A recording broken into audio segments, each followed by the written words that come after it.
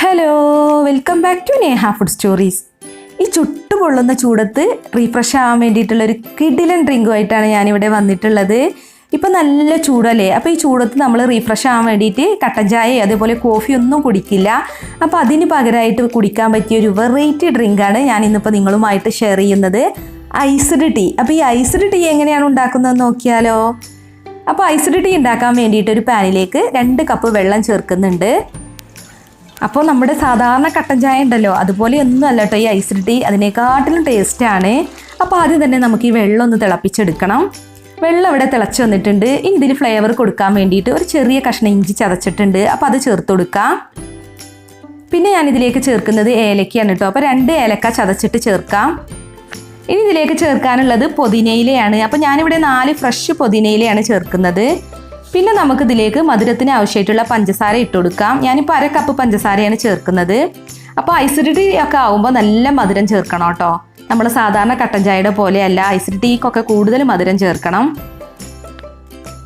അപ്പോൾ നമ്മൾ ചേർത്ത എല്ലാ ചേരുവകളുടെയും ഫ്ലേവർ ഇതിലോട്ട് ഇറങ്ങുന്ന വരെ ഒന്ന് തിളപ്പിച്ചെടുക്കുക.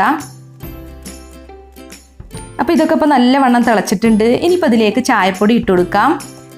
ഞാനിപ്പോൾ 1 ടേബിൾ സ്പൂൺ ചായപ്പൊടിയാണ് ഇട്ട് കൊടുക്കുന്നത്. ചായപ്പൊടി അപ്പോൾ നമ്മുടെ കടുപ്പത്തിനനുസരിച്ച് ഇട്ട് കൊടുക്കുക. അപ്പോൾ ഇത് നല്ലപോലെ ഇവിടെ തിളച്ചിട്ടുണ്ട്. പിന്നെ ഒത്തിരി നേരം തിളപ്പിക്കണ്ട കേട്ടോ, അപ്പോൾ ഒരു കയ്പ്പരസമൊക്കെ ഉണ്ടാവാൻ സാധ്യതയുണ്ട്. ഇനിയിപ്പോൾ നമുക്ക് ഫ്ലെയിം ഓഫ് ചെയ്യാം. ഇനി ഇതൊന്ന് അരിച്ചെടുക്കണം. അപ്പോൾ നിങ്ങൾക്ക് വേണമെന്നുണ്ടെങ്കിൽ ചെറിയ ഹോളുള്ള അരിപ്പയിൽ വേണമെങ്കിലും അരിച്ചെടുക്കാം കേട്ടോ.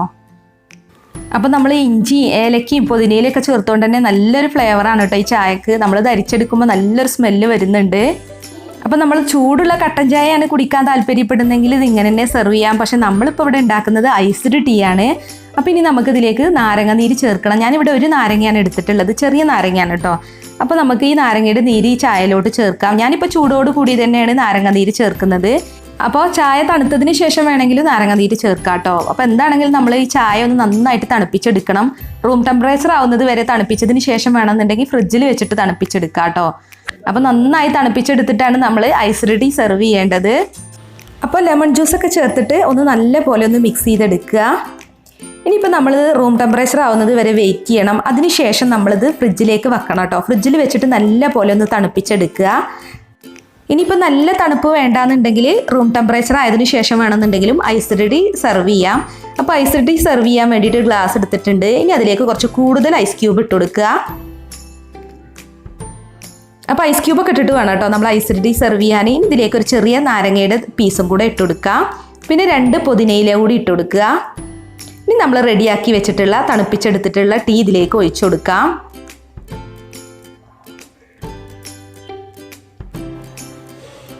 അപ്പോൾ ഇത്രയേ ഉള്ളൂ, നമ്മുടെ ഐസ്ഡ് ടീ ഇവിടെ റെഡി ആയിട്ടുണ്ട്. നല്ല ടേസ്റ്റാണ്, എല്ലാവരും ഒന്ന് ട്രൈ ചെയ്ത് നോക്കുക. നമ്മൾ ചൂട് കട്ടൻ ചായയൊക്കെ കുടിക്കൂലേ, അതിനെക്കാട്ടിലും ടേസ്റ്റി ആയിട്ടുള്ള ഒരു ഡ്രിങ്കാണ് കേട്ടോ അത്. അപ്പോൾ ഈ ചുട്ടുപൊള്ളുന്ന ചൂടത്ത് ഒന്ന് റീഫ്രഷ് ആവണം എന്ന് ആഗ്രഹിക്കുന്നവരുണ്ടെങ്കിൽ ഇതുപോലെ ഒരു ഐസ്ഡ് ടീ ഒക്കെ ഉണ്ടാക്കി കുടിച്ചു നോക്കുക. അപ്പോൾ നമുക്ക് ഈ ചൂടത്ത് റീഫ്രഷ് ആവാൻ ഇതിലും പറ്റിയ വേറൊരു ഡ്രിങ്ക് ഇല്ല കേട്ടോ, അത്രയ്ക്കും ടേസ്റ്റാണ്. അപ്പോൾ വീഡിയോ കണ്ടിട്ട് ഇഷ്ടമായിട്ടുണ്ടെങ്കിൽ ലൈക്ക് ചെയ്യുക, ഷെയർ ചെയ്യുക, അതുപോലെ നിങ്ങളുടെ വിലയേറിയ അഭിപ്രായങ്ങളൊന്ന് കമൻറ്റ് ചെയ്യണം കേട്ടോ.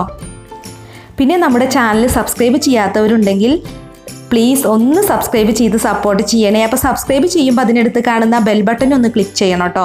അപ്പോൾ കാണുന്ന ഓൾ എന്ന ഓപ്ഷൻ വേണം ക്ലിക്ക് ചെയ്യാൻ. എങ്കിൽ മാത്രമേ ഞാൻ പുതിയ റെസിപ്പീസൊക്കെ അപ്ലോഡ് ചെയ്യുമ്പോൾ അതിൻ്റെ നോട്ടിഫിക്കേഷൻ നിങ്ങൾക്ക് കറക്റ്റായിട്ട് കിട്ടുള്ളൂ. അപ്പോൾ മറ്റൊരു കിഡിലൻ റെസിപ്പിയുമായി നമുക്ക് വീണ്ടും കാണാം. താങ്ക്